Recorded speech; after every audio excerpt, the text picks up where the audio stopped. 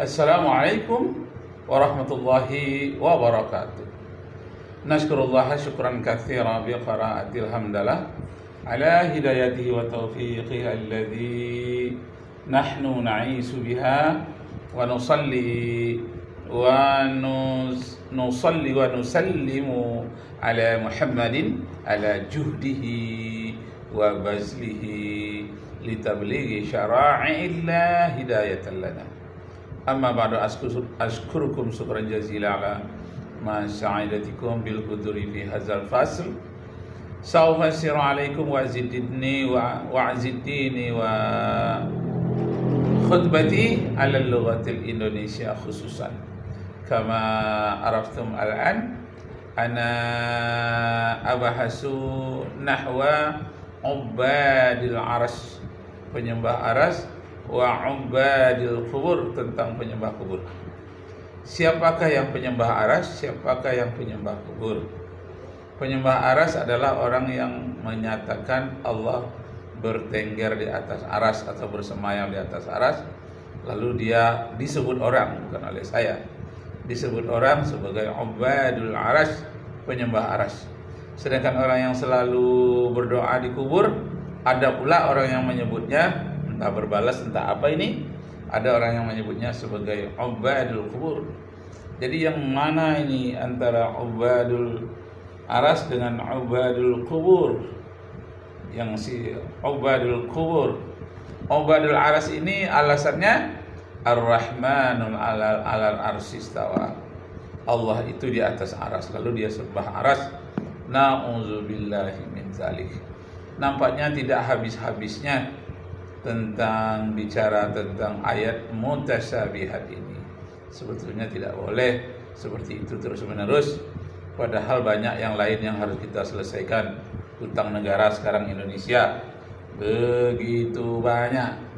Kemudian saudara-saudara kita yang teraniaya di Xinjiang, Cina, di Rohingya, Burma, kemudian saudara kita di Palestina, itu sudah jelas. Banyak di tempat-tempat lain. Kenapa kita menghabiskan waktu tentang ubadul aras, para penyembah aras ini? Nah, karena itu kita dengarkan keterangan dari para ulama yang terdahulu, terutama Imam Hanafi. Imam Hanafi ini punya kitab namanya Fiqhul Kubra. Fiqhul Kubra ini membahas tentang tauhid, tentang akidah, termasuklah tentang siapa yang menyembah aras. Masya Allah. Sebelum Imam Syafi'i, sebelum Imam Hambali, sebelum Syekh Abu Hasan Al-Asy'ari, sebelum ulama-ulama besar, ya, yang ulama-ulama ashab, ya, ulama-ulama ashab, itu Imam Hanafi duluan. Ya. Dan hari ini madhab Hanafi adalah madhab terbesar yang dianut umat muslim di seluruh dunia. Masya Allah. Imam Hanafi di dalam kitab Wasiah Hanafi, kitab Wasiatul Hanafi, itu ketika mengupas ayat al-istiwa alal arsy, coba bagaimana yang dikatakan Imam Hanafi? Qala wasalisu. Imam Hanafi berkata bahwa mengenai al-istiwa alal arsy, nukiru bi annallaha ta'ala ala arsy istawa, bahwa kami meyakini Allah itu istawa alal arsy, ya, min ghairi an takuna lahu hajatun wastiqrarun alaih, dengan bagaimana dengan Allah itu tanpa butuh terhadap arsy itu dan tanpa menetap di arsy itu. Ya, kami meyakini Allah itu istawa di arsy, istawa alal arsy, tanpa Allah itu butuh terhadap arsy dan tanpa Allah itu menetap di arsy. Iya. Wa huwa hafidun arsy wa ghairil arsy min ghairi ihtiyajin. Bahkan justru Allah itu adalah penjaga arsy dan selainnya arsy. Allah tidak butuh semua. Falau kana muhtajan lama qadara ala ijadil alam wa tadbirihi kal makhluqin. Seandainya Allah itu butuh terhadap arsy, maka Allah tidak akan pernah mampu menciptakan alam, menjaga alam, seperti halnya makhluk tidak mampu menjaga makhluk yang lain. Walau kana mutajan ilal julus wal qaror faqabla khalqil arsy aina kan Allah. Seandainya Allah itu butuh terhadap arsy, atau Allah itu butuh walau karena mutajanil judul, seandainya Allah itu butuh, bahwa Allah itu butuh duduk di arsy atau menempat di arsy, menetap di arsy, faqoblah arsy, enakan Allah. Maka sebelum adanya arsy Allah di mana? Nah, masya Allah. Nah, jadi Bapak Ibu, saudara-saudara sekalian, itulah perlunya kita belajar ilmu balaghah, perlu mempelajari ayat-ayat yang mana yang majazi, mana ayat-ayat yang hakiki. Kita akan sulit menerjemahkan ayat-ayat Al-Quran tanpa adanya memahami yang majazi, yang hakiki ini. Kiasan yang mana? Masya Allah. Mari kita dengarkan. Saya bahasakan seperti ini. Dengan dia mengatakan Allah Ta'ala bertempat, dia melepas sifat ketuhanan bagi Allah Ta'ala. Masya Allah. Dia tak percaya lagi Allah sebagai Tuhan. Kok bisa? Ya tadi, yang namanya Tuhan, yang namanya Tuhan, di antara sifat yang pasti dimiliki oleh Tuhan, itu tidak butuh kepada makhluk. Kalau dia butuh kepada makhluk, berarti Tuhan apa bukan? Ya bukan. Bisa dipahami ya? Bisa. Ya. Sama saja dia menafikan ketuhanan bagi Allah Ta'ala. Lantas selama ini dia mengatakan raditu billahi robba. Itu tujuannya apa coba? Raditu billahi robba. Dia mengatakan itu tujuannya apa? Nah itu, saya coba biar tambah teman-teman yang nyimak roomnya Yai Mahsun, ada judul. Nah, jadi ini adalah hasil diskusi Bapak Ibu saudara-saudara sekalian yang saya rekam, dan itu menguatkan perbendaharaan, menambah keilmuan kita tentang kekuasaan Allah Subhanahu wa Ta'ala. Jadi di kalangan orang Daud Zahiri, di kalangan orang-orang Khawarij yang terlalu terikat dengan lahir ayat, dengan tekstual, ini menghadapi problema yang sangat sulit untuk dipecahkan. Padahal dalam kehidupan sehari-hari saja kita begitu banyak menghadapi hal-hal yang berkaitan dengan majazi, tentang tangan. Ketika saya ke Malaysia, itu lihat di kantor itu tertulis, ini rest area khusus untuk kaki tangan pejabat. Lalu kawan saya, seorang dosen kami kuliah di University Malaya, pergi ke sana, dia lihat hanya untuk kaki tangan pejabat, lalu dia cuci tangan, dia keluar. Padahal keinginannya untuk buang air besar. Ketika saya tanya, tidak jadi tadi buang air besar. Tidak, kenapa? Karena di situ ditulis hanya untuk kaki tangan. Maka kaki tanganlah yang saya bersihkan. Inilah akibatnya terlalu harfiah.